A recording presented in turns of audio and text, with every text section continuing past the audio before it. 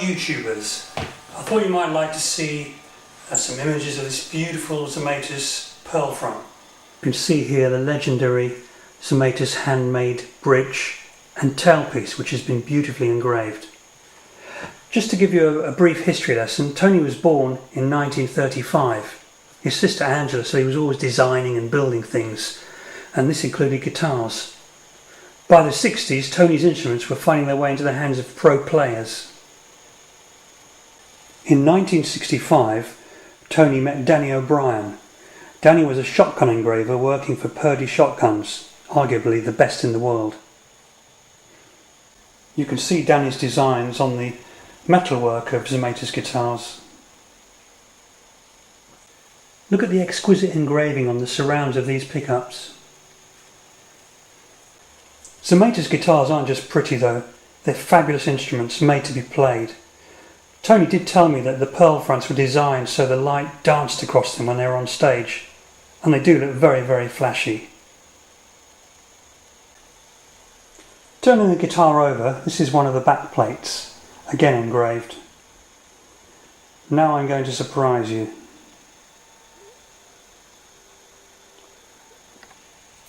That's right, YouTubers.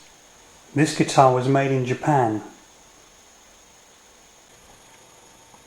During his lifetime, Tony received many offers from companies about licensing his name. They would have made him a very rich man, but he turned them down. Some companies copied his designs anyway. In 2002, shortly before he sadly passed away, Tony was in talks with Kanda Shokai. He was very impressed with them and the fact they were so respectful to his name and also the way he made guitars. They didn't just want to buy the name and stick it on any old guitar. They wanted to manufacture guitars the way that he did, with the same methods, the same type of neck. Danny O'Brien was brought on board.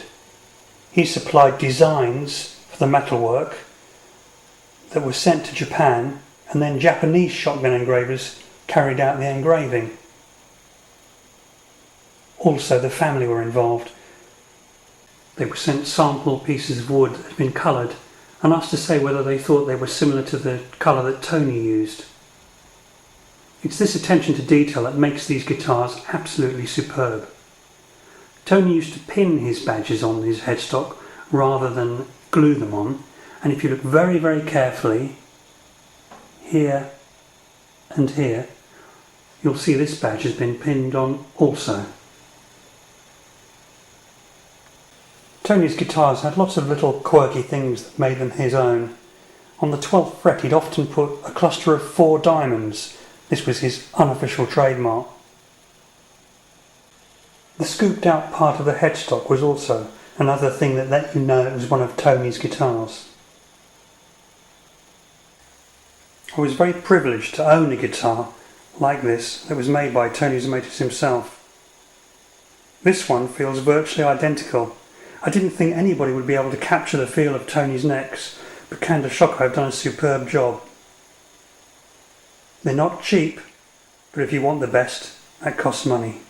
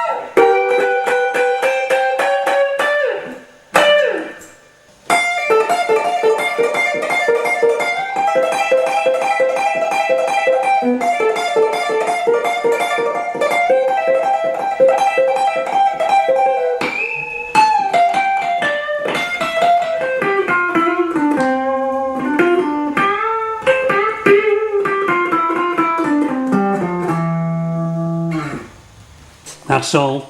Goodbye, folks. Goodbye, everyone.